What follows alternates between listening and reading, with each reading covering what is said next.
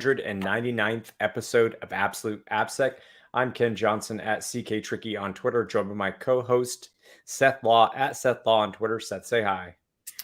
Hey, everybody. Welcome back to another episode. We're excited to be here. It's just Ken and I today. There's quite a bit of news that's happened over the past couple of weeks as we've had, various guests on the show. So there's a lot to catch up on and to actually review today.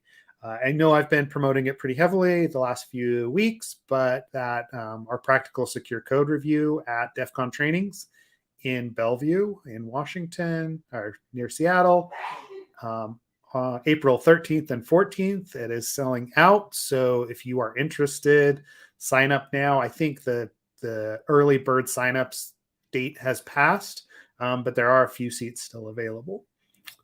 Outside of that, there are a couple other conferences that we're looking at, other things that we're going to consider. There are other DEF CON trainings this year, including the one in Vegas that we'll be at. But we will announce as we get closer to those different events and we have more going on. Yeah. Ken, I think that's everything. Am I missing anything from your end? No. I mean, from a personal note, it's my last week at GitHub. So, yeah, that's bittersweet, sad, a little sad, a lot of sad, a little sad to say goodbye. So, yeah, but yeah, anyways, so I'm going back on the selling side of the world, right? Building stuff and selling it. So, yeah, I get to be a dirty vendor again. Back to that stealth startup mode or whatever it is you want to talk about. I mean, yeah, like we'll get into it. Obviously, you and I know probably more than is general knowledge at this point, but we're excited to see what's going to come out of it, right? And where you go with it, because there's so many avenues, there's so many weaknesses, and yeah, we're going to talk about more of those today, right? Yeah, so much. No, but it's going to be exciting. I mean, it's going to be fun. So, but besides that, I don't really have much else to report on. I know we got some trainings coming up. I know we got stuff going on. So, I know we've got our sponsorship package, pamphlet stuff, documentation put together, but we're going to just do one final pass to make sure it lines up with, correctly. But yeah, sounds good. Yep. With expectations. So yeah, there will be, if you're interested, I know we've been talking to a couple of people that have already reached out about it. But if you are interested, you can always hit us up at info@absoluteappsec.com or DM me and Ken on Slack, right? We'd love to talk about it and make it affordable for sponsors as well as, help support the show. You're out next week, right? Yes, I am out next week. So I know we have our 200th episode. Yeah. We've got our 200th episode coming up. And I'm trying to remember, I think, that week after, I think we do have a guest that's going to be on, if I remember right. I don't remember though. This is where we're at this week, right? Cool. Well, let's just dive into it, right? From a news perspective, there's a couple of items that we had on the top of our list. Ken, do you want to talk OWASP first, or you want to talk Eurostar? Yes, we got Jerry Gamblin on February 28th. Oh, nice. That is very apropos. Yep. So that'll be our 200th episode. Will be Jerry. So that's awesome. Bringing it back where Jerry was an early guest. I think he was. I'm pretty sure he was our first guest, actually. Was he? Oh, that's awesome. Dang. Yes, he was. Episode 3 was Jerry Gamblin. So you'd almost think we just did this stuff on purpose. Yep. That's great. Cool. Yeah. All right. So Eurostar. OWASP, it's fine. Let's talk about OWASP. Okay, I'm going to drop that in there. And this change, yeah. It was also shared in Slack yesterday or the day before. OWASPchange.github.io, right? And there are a whole ton of signatures on this. realistically, it's about restructuring OWASP, right? And I have all sorts of feelings here because I mean, just if I take it back, right, from an OWASP perspective, OWASP has been a overall, it's been a positive thing in the community, right? Like the OWASP top 10, the awareness that goes into application security, the different projects that they support, the different conferences. But I also have I have mixed feelings about OWASP on the flip side, because we've had different experiences with the organization over time, right? Whether it's the organizer's mailing list that gets all sorts of crazy, whether it almost it kind of swings back and forth, right? Like whether it is some of the kind of corporate sponsorships that were early on with OWASP that almost felt like it almost took over the organization, and then it didn't, and so they swung multiple different directions. There isn't a lot of kind of core support for things, and I think that's part of what they're jumping into here. I don't know. You start reading this, Ken. What are your initial thoughts there when it comes to I mean OWASP in general, I guess? Yeah, man, that's a hard one. How much time do you have? I guess well, we know how much time we have, so I'll keep it brief. I think. Well, let's start with the proposal itself and who all's involved. So it looks like when you go through the okay, if you scroll to the bottom, it says, add your name if you want to add your signature to this document, right? Yep. So what it looks like is the initial folks that kind of started all of this. There's probably like Daniel Cuthbert was one, Steve Springett from Dependency. Am I getting that right? Is it Dependency something track or whatever is Yep. on there? Yep. Seba is on there. Bjorn Mark from Juice Curfew. Shop. So that was 4 days ago. So if I'm splitting this out between, because yesterday there were like a ton of signatures added, and then 4 days ago there were the original signatures. So I'm kind of, when you look at the original here, I'll just share it on the screen so I can be pretty transparent as to what I'm looking at here. Pull requests, OWASP. Okay, so first of all, it's OWASP Change is the GitHub organization. I'll zoom in a bit here for people. So yeah, like I said, Steve Springett, Sign Letter, King Thorin, a bunch of these names, right? But that's about it, right? It's 4 days ago. And then, so those are what I would classify as probably the core people that kind of kick this all off. And of course, what's his name? From Zap, Simon. Yeah. Oh, right. Yep. It's actually, I'm looking away, and as I look back, his name's right there. Anyways, right. So up to that point, these are probably all the like core people, is what I would assume. And then after that, you see all the other names. So it seems like there are probably like about maybe 8 to 10 people in the beginning who kind of all came together on this, to include Juice Shop folks, WhatsApp, all that. So yeah, just starting kind of there, right? You go through this name now, it's a gigantic list of, a lot of this is like a who's who of AppSec, or, like Dennis Cruz on there. You got all the names, like Brian Glass is on there, Robin Wood. These are people who I've you and I have grown up with in the industry. Jeremy Long, Bjorn, all these people. Yep. So anyways, who's who. Now let's talk about the actual proposal. I actually am a little unclear as to what's being asked here. Maybe you have more clarity on this. To me, it's a lot. To me, everything's kind of focused around money, right? Money for projects. That's honestly what it seems like, whether it's in the form of sponsorships or in making a structure such that, and this has always been a friction point for OWASP, is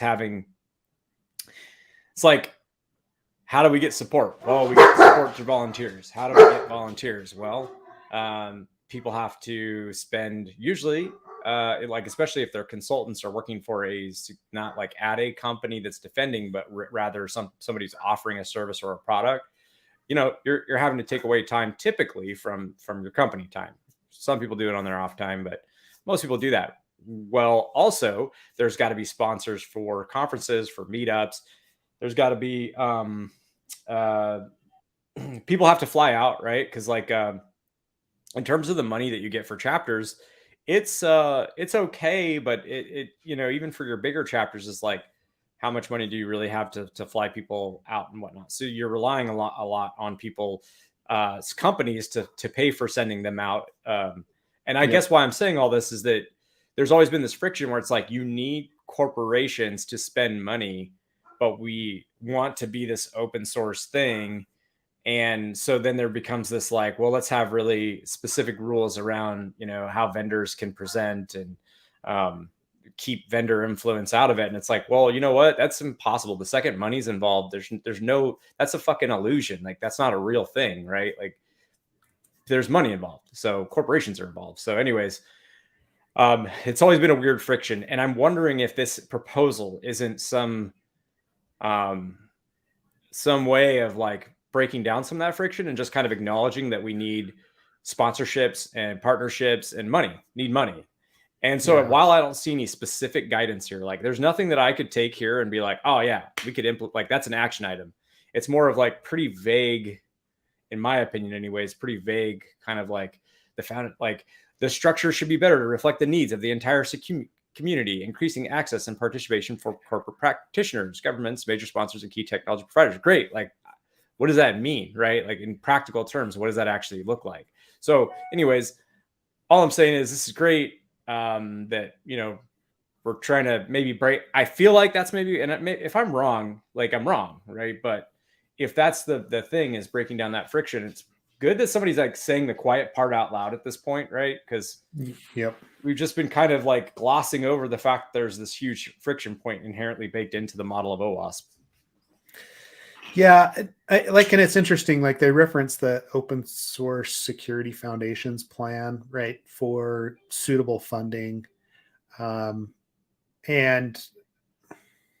I'm with you that it doesn't seem to have a solution built into it, right? It's like, hey, we see this as a problem. Let us know within 30 days with what you come up with, which isn't like it's not necessarily bad, but with all the names that are attached to it and the thought that's gone into this, like I would almost feel like there should be some sort of initial proposal as far as like, oh, like there's these corporate sponsorships and this is what you get for a corporate sponsorship with OWASP. And like, hey, if you want to fund a project completely, we should allow you to do that, right? Like that kind of thing, as long as there's some clear separation of what that actually rolls up to. I feel like there's probably a step further that they could have gone. So I'm with you there. Because it does feel like it's a lot of, oh, well, you should be doing this and you're not, right? So yeah, I don't know, right? Like it's hard to, as somebody who has like even literally today, I'm going to executive decision makers and advocating for something, right? Like, man, the amount of detail that is required before getting to that point with being fairly prescriptive. When I say fairly, I mean prescriptive, like very like this is what we should do. Here's why. Here's the backstory. Here's what we've done. Here's what we need and all of that, right? So when I go to the OWASP Change organization on GitHub, there's only that one repo, and that one repo only has that like open letter. So there's no like I was looking at that repo thinking maybe there would be another file that was like, here's what in more concrete steps we were kind of thinking that this could look like. There isn't any of that. So I guess why I'm saying that is, man, it's really hard to get traction and movement if you don't lay things out for people like pretty easily. Yeah. And this is the the problem with like, I mean, even open source projects in general, right? Is it's one thing to say, well, wow, this is broken, but it's another to actually contribute back and fix it, right? And it like we see this all the time, like with those OWASP projects. I know, like talking to Brian, that this is one of his huge complaints on like the OWASP top 10. There's a lot of people that are like, hey, we want to contribute, but really it's I want my name on the project so I can go promote my name that I'm part of this project, but then don't actually, do anything else once they get that recognition, right? And that it's just the nature of I guess people is it's really easy to point out problems, but it's a lot harder to actually fix them and actually contribute and dedicate the time, dedicate the effort to put something together. And maybe we're contributing to this by actually like talking about it. But I do feel like with OWASP in general, we've had these cycles of, oh, well, we're going to go fix everything, right? Like, we're going to fix the structure, we're going to fix the funding, and they've tried different things where we're going to go hire a new executive director to do X, Y, and Z. And then it doesn't necessarily work out as planned, and we continue as usual, and we just kind of have learned to live with it, right? I don't know. I don't know where I'm going with it. So like that's why I see something like this and it's a mixed bag for me. Is I just like I feel like we've done this before, right? And is this going to actually institute any change? Like if it does move the needle a little bit more, that's great. But how much of the structure are we actually going to be able to change at this point? The organization is large. How we use the OWASP top 10, how we use OWASP in general in the community, I don't know if that changes, right? Like, yeah. I assume, because I don't know the like at this point, I don't, admittedly, I don't know the underpinnings of OWASP much anymore. Like there was a few years ago where I was helping out pretty heavily with stuff for them. And then, and like a big part of when I don't really remember the exact timeline. I know it was like not too far after I started at GitHub. I ended up helping out at the time, like chairman, the transition. The transition to github.com off of the wiki pages, right? So that was a big effort. We got that done. Since then, we've done some OWASP training, less now just because the pricing model has made it less attractive for us, in comparison to the other bigger conferences. Sorry, just reality, And so then I've had less involvement, I guess is what I'm trying to say with OWASP. I do still own the Rails Goat project. I have had a recent request for someone to take that over.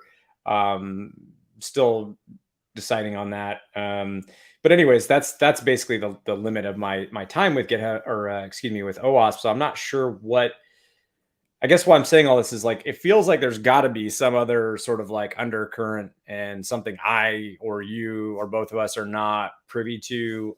Only because usually if you are any number of these people on this list, you probably have direct access anytime you want to whoever's to the decision makers, whoever would be in charge for making these decisions. I would think, right? So doing it publicly,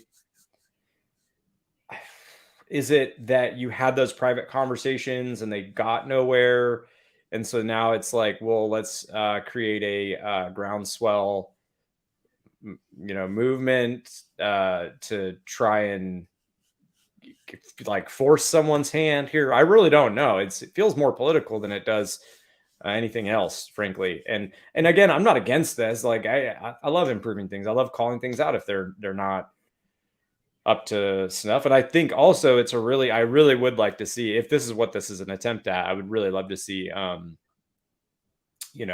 some better structure to reduce that friction, like I said, between people with financial motives and what the foundation was set up for, which is like altruistic, provide security to the application, security to the world kind of thing.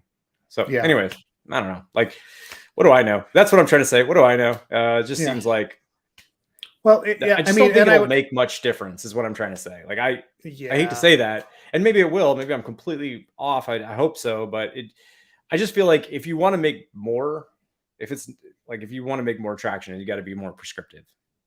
Yep. Yeah.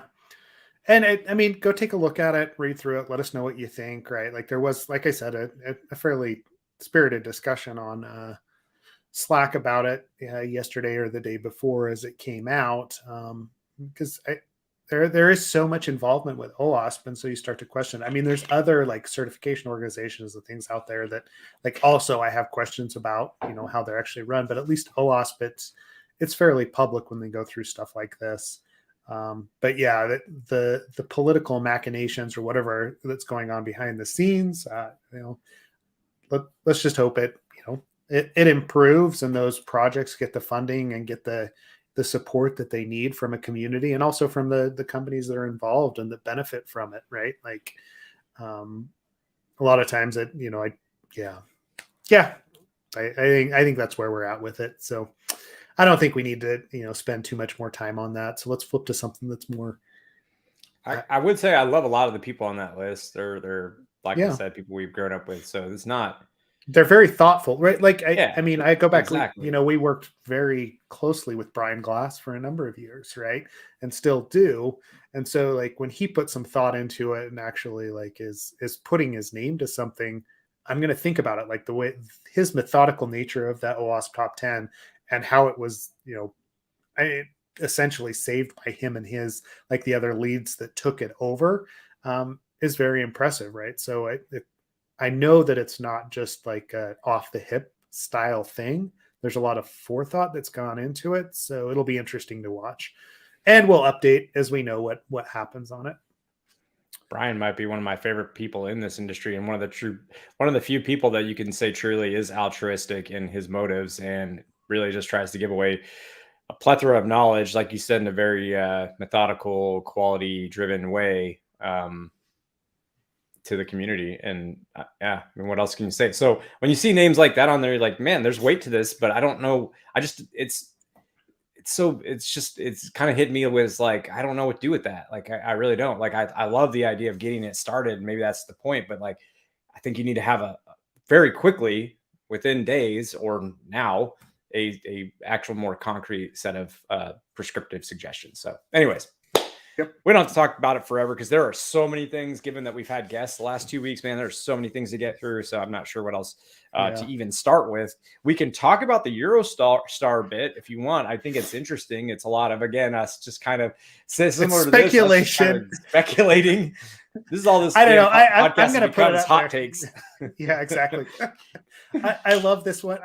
This one is for some reason is just overly entertaining to me because it's Eurostar shooting themselves in the foot, right? Like it is. Let's be honest. They didn't think it through. So basically, what happens here?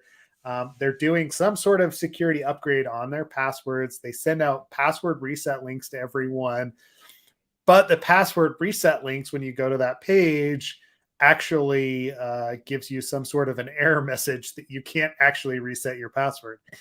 Essentially, they performed a denial of service for all of their users on themselves, right? And this always goes back to dang, security is hard, right? Like it is. And whatever they were trying to do, whether it was like, oh, we're regenerating session token, like secret keys behind the scenes, we're upgrading password hashes, like whatever was going on, a WAF or something, whatever it might be, or like whatever it was, they didn't do proper testing before they pushed it out, right? Like that's realistically what it boiled down to. Number one, they didn't anticipate probably the load, right? Like, oh, if we send this to all of our users, what's going to happen, right? Like we have 100 million users, let's say. You're not prepared to take that level of traffic on a single page when there's a single microservice behind the scenes that's actually doing this transition, right? Like there's so many ways that this could have failed that I just like, it's rather spectacular to watch, right? And I know there's a little bit of schadenfreude because I've done things like this to myself before, right? Like, so I feel for them, but I'm also like, oh, there's so much learning that's going on here. That's great, right? Like it's unfortunate for sure, but it is a little comical only because it is Eurostar and it's very large, Yeah, you would think they would be a little bit more methodical, I guess, right? And then apparently it was 3 days after the data breach situation that they had, right? Like, or they announced a data breach. I thought I actually have to read Yeah. on that because I thought the data breach was There was one from 2018, before. but there was a tweet that came out that said, "We're having technical details 3 days after this strikes me as a data breach situation," right? Like, so maybe somebody was speculating on Twitter that, oh, maybe there was a breach, so they're going to reset everybody's password, right?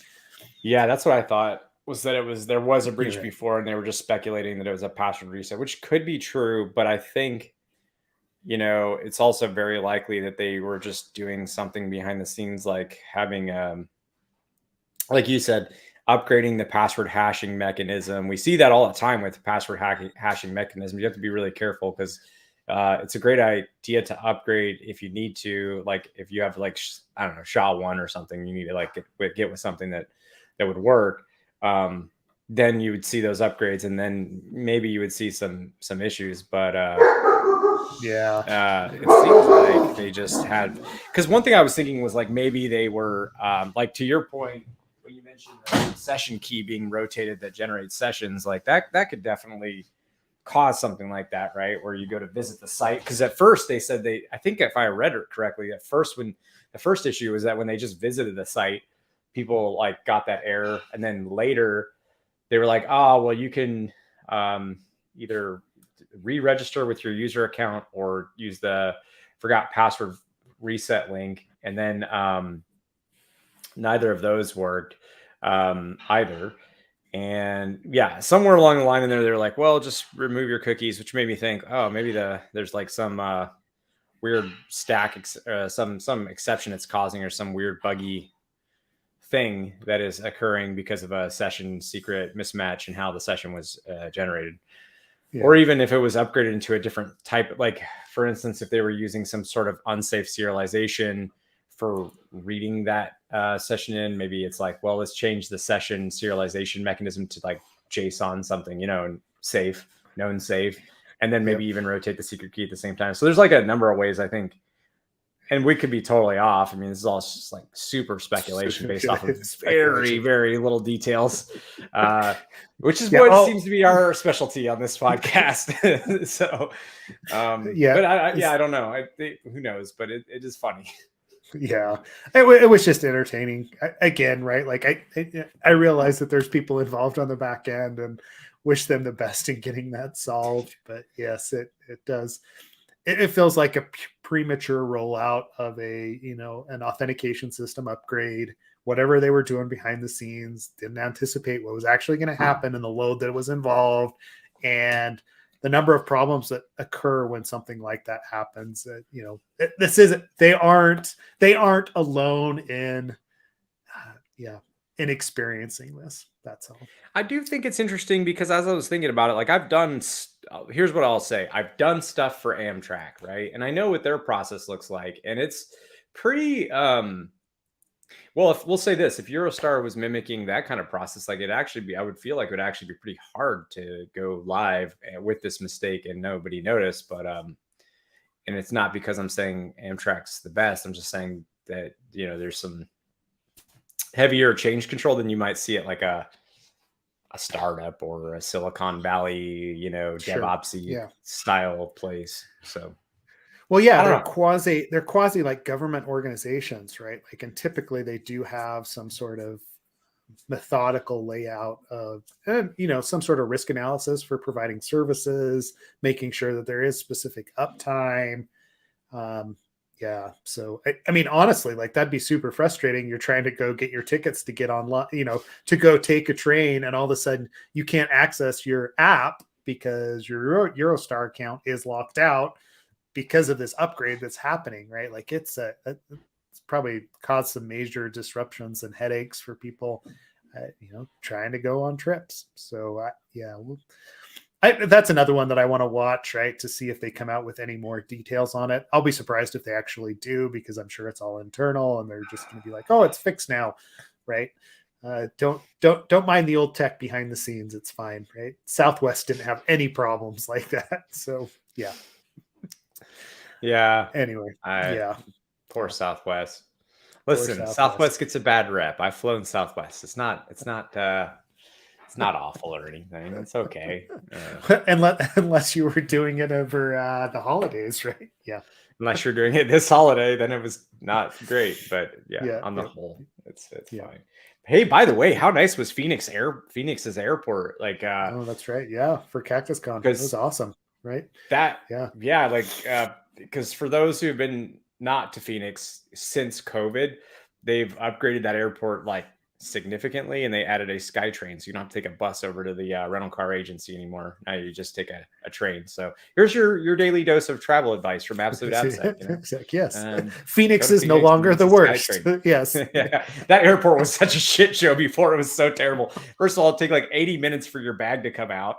And then once it did, then like forget taking the bus. The bus is a whole other thing. Like that would take you would go for like a 20-minute bus ride in the middle of nowhere in not a nice area, and you're like, what's going on here? Like, am I like I'm getting robbed or something?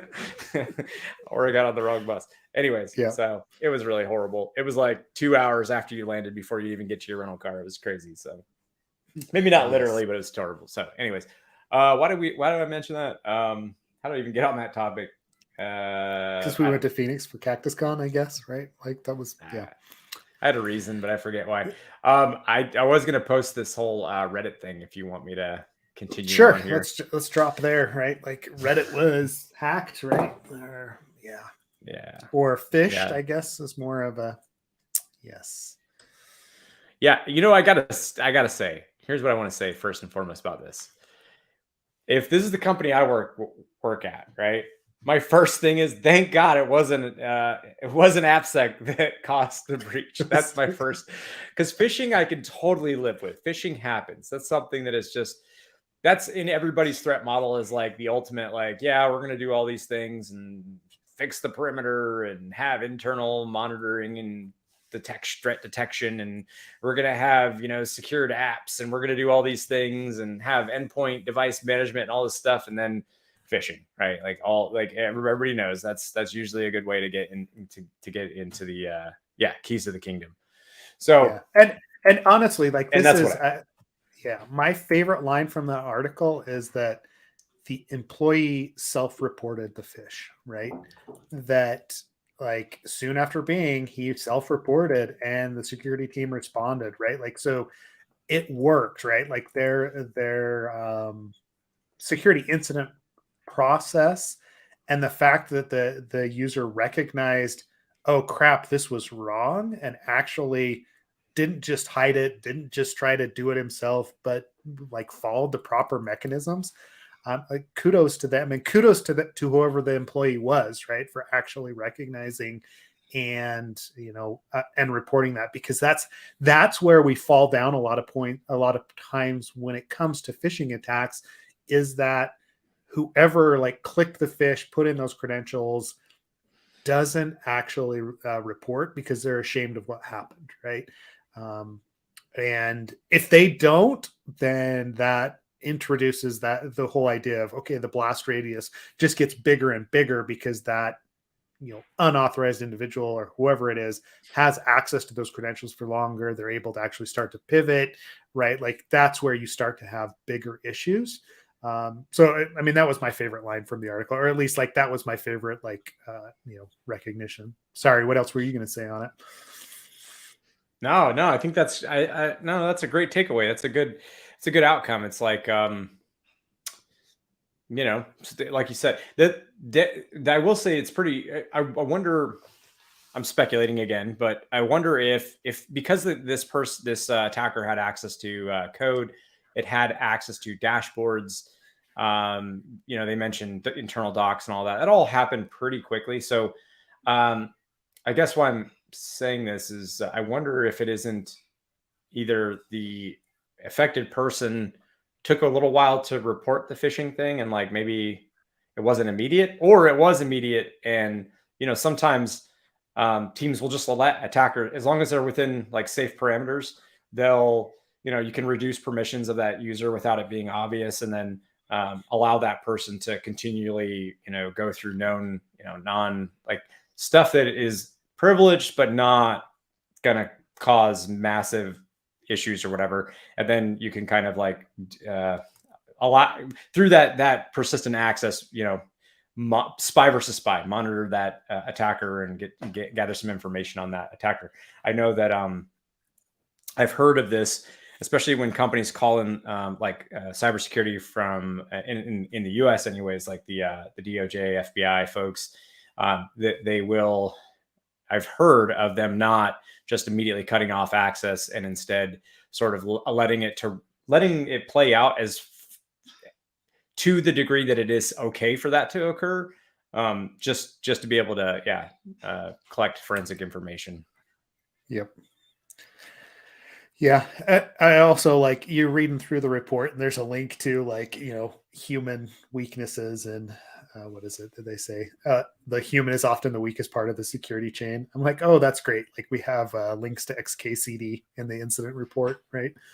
Yeah. Do we really?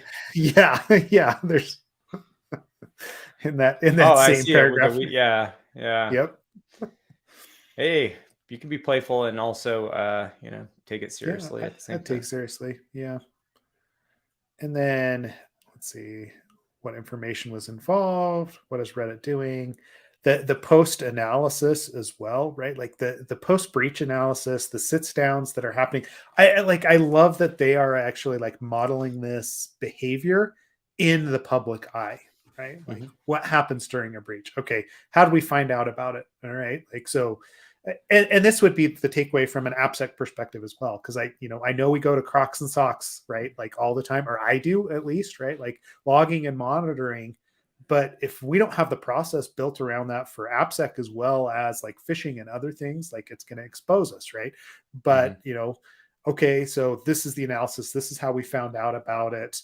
This is what we did immediately after. And these were the key takeaways so that we can ensure that it doesn't happen again, right? They're modeling good security behavior and good security analysis in the public eye. And as an AppSec person, you want to take this and look at it and then look at your own process and say, okay, how would we have dealt with this, right? Like, say, in this case, it's phishing. All right. So that's not something that necessarily AppSec can help with. But what happens when you do have a breach? You have a sensitive data disclosure. You see something in the logs that is inappropriate. How do you research, right? Like, how do you go back and figure out what your exposure was?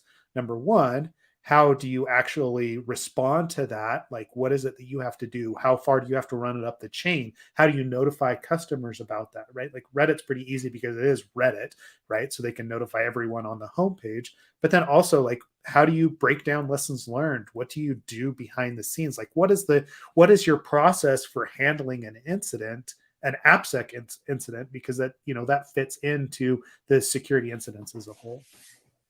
And I mean, I know like you've been involved with this, I'm sure, on the GitHub Microsoft side of things, like, what you do from an incident perspective, and it takes years off your life. But even as a small like company, like we've had to deal with this before together, right? Like we're being contacted by people and had higher ups that thought that we had been hacked or somebody had been compromised. What do you do? And it's an interesting question. It's an interesting top exercise, but I would take what Reddit has done here and actually like compare and contrast, right? Like, would you want to go deeper in some of these sections, or maybe you're covered, maybe you're not a target, whatever that boils down to.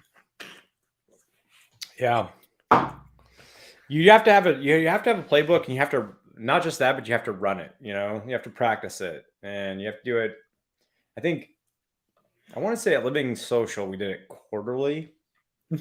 I can't speak to what our team at GitHub does, but I can't, meaning like in terms of like practice stuff, but I can tell you they're getting practice all the time, right? Like, because there's always because you don't just run incidents for like actual breaches. You tend to, I mean, most people run them for just anything that was discovered that might have been breached. Meaning if a vulnerability is introduced, you have to follow up and find out, like, was that ever breached? So it becomes its own incident response investigation, even if it's not a true breach incident. So you get a lot of practice inherently without, I mean, again, it depends on, obviously github.com has a huge user base, tons of people, tons of activity, right? If you're a smaller site, less users, yeah, okay, or whatever, maybe the technology isn't your primary business, it's just it empowers your business, but you do have some web presence. I think those are good. Those are probably times where you're going to get less day-to-day, I would think anyways, incidents. And so, yeah, you have to practice them as well. But I guess I'm just saying that it's not enough to just write it down. You got to like be consistent in training for your response. You have to exercise those processes, right? Like, if the only time that you exercise an incident response plan is when like a large incident happens, you're gonna miss things, right? You're gonna mess stuff up. But I don't know how much I want to say this, but we look at a lot of code, we find a lot of vulnerabilities, and I would argue that most companies that I deal with, even large companies, don't necessarily take those vulnerabilities and run any sort of analysis on them from a monitoring perspective. I know larger ones, right? Like, stuff that you guys get in through the bug bounty program, right? Like, I'm sure your process is very well refined, but this is why I harp so much on, on auditing and logging, is because it's not exercised, it's not reviewed. And even when we find a vulnerability, it's very rare that they have the process in place to actually review that and to say whether or not they've been exploited. And it's difficult for them to do that sort of thing. So it's just an area of improvement that I'd like to see, right? Like I would like to have that response from people when I'm like, hey, guess what? We found this sensitive data disclosure in your API. And they come back with, oh, okay, well, we did analysis and we found that, a couple of incidents where this actually happened. It looks like it was a random use case or whatever it was, or no, nothing's there. But I don't think I've ever actually had that response from most customers. Yeah. Yeah. Everybody's sort of like what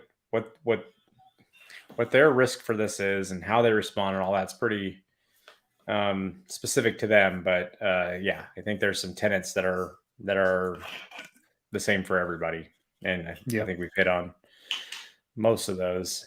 So not to just like abruptly move on, but I did want to, just before we continue, I wanted to mention that Checkmarks has put out this application. Capital is what it's called. So it uses React for the front end, and then it uses Fast API, which is because I was reading up on Fast API. I'm not super familiar with it, but so I guess it's the quickest way. So it's a Django alternative. Django is more fully featured, kind of has like a bunch of, it's a fully featured web framework. It has everything, right? Fast API is more basic, or at least that's what I'm reading. Fast API kind of allows you just like it sounds, get an API running really quickly, really simply. And so the idea is that you have this fast API that React's making calls to the endpoint, and that's your web app. And it's an intentionally vulnerable app. And the idea is obviously it's got the OWASP top 10 API risks. It's pretty similar to what you would see with most OWASP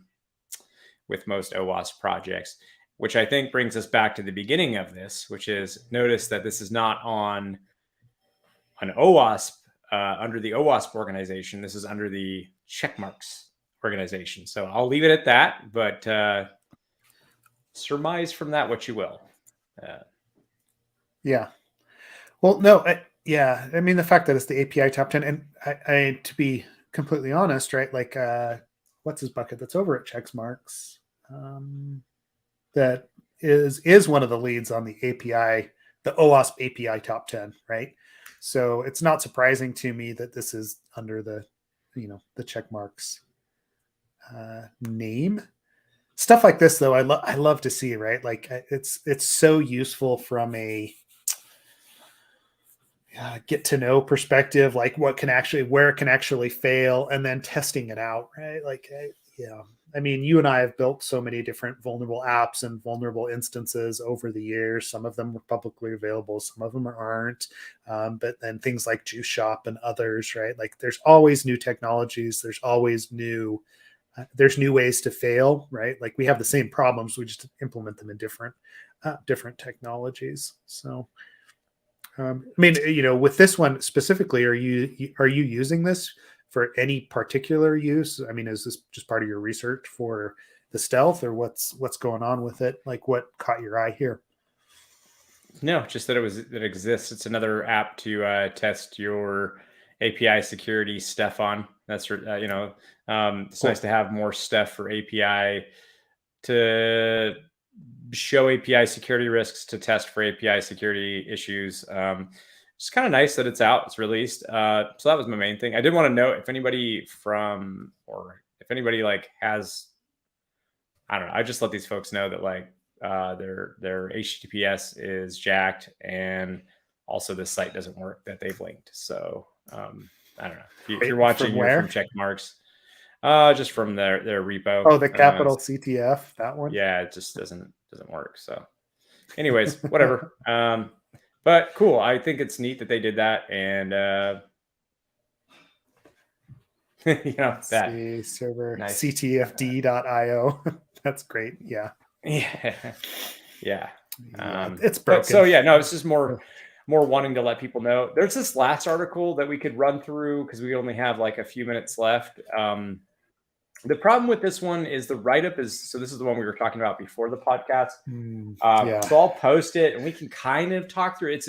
I wish the reproduction steps were a little bit more detailed there. It almost felt like this article, in my opinion, was rushed a bit or was purposefully omitting pretty significant details, to a degree. So let's just talk about how we are interpreting this. I'm going to pull it up again. I'm going to share a screen again. All right. Sorry, Seth. I keep bouncing in and out, but basic gist. And actually, I was telling you, so just real quick, I was telling you that when I was going through the process of, because we hadn't touched my son and I each have our own Oculus. We hadn't gone through the process of touching one of those or using it in quite a while until semi-recently, right? So, which was maybe like a month or two ago. So we're trying to get our Oculuses back up online. If you have one, you'll know that if you hadn't used it for a while and you went to go use it, it's like, no, you can't use this anymore unless you sign up for a Meta account. Your Facebook account is no longer valid. And so cool. I'm going through this process trying to get my son's account up into a Meta account. He's obviously not 18 or above, so there's some stuff there. And through the process of having to troubleshoot that whole thing, which was very, very frustrating. Like Meta did a shit job with that. Like that upgrade was awful. It was botched, in my opinion. Like it was really hard. There were a lot of functional bugs. There were a lot of problems with it.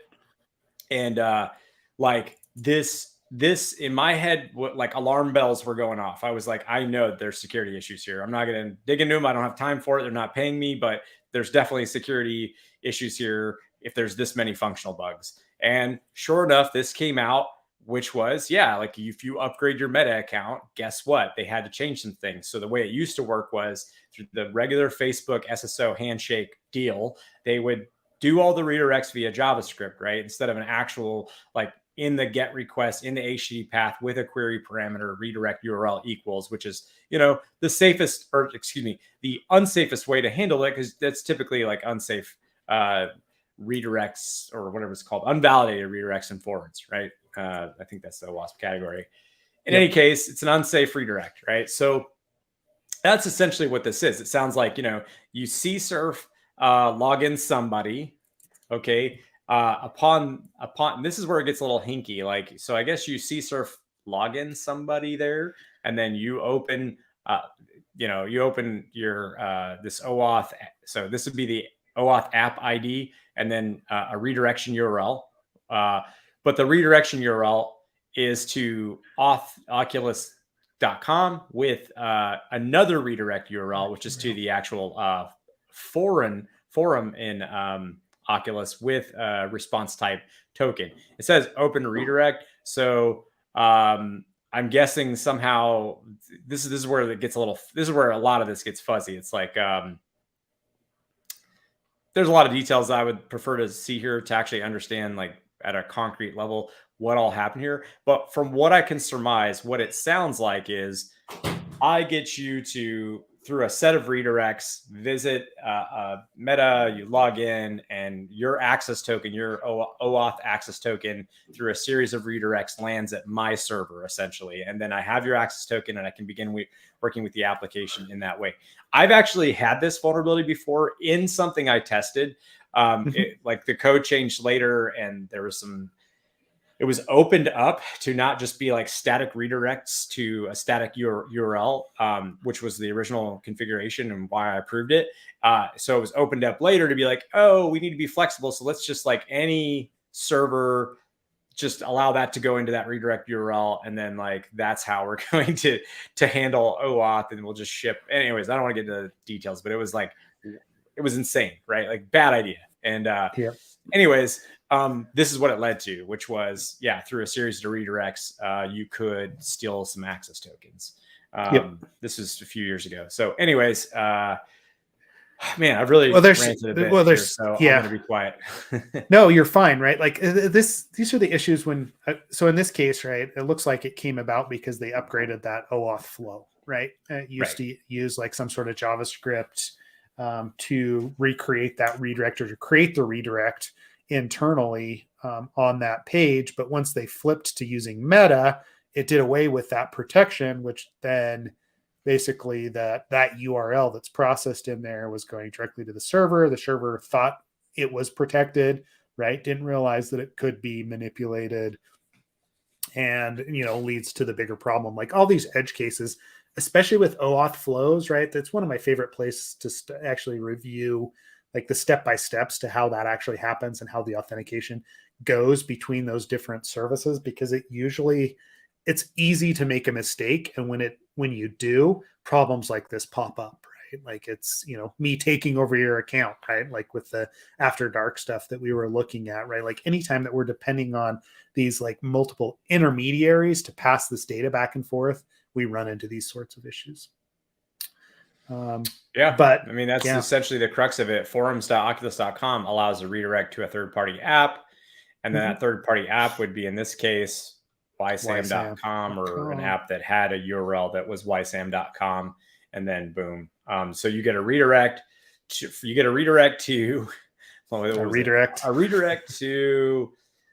auth.oculus.com from Facebook. From there, you get another redirect to forums.oculus.com. And the last bit there is whatever GitHub app that represents app ID. This number would have, I guess, presumably ysam.com as its URL. And so when it sees this ID and it goes to this URL with an open redirect and a response type of token, which is the OAuth access token, it sends the OAuth access token off to ysam.com. Yep. The open redirect was not fully disclosed since it's not. Oh, sorry. Yeah. Okay. That's why there's not a lot of details. I'm sorry. All right. It's clearly stated there. I totally missed that line.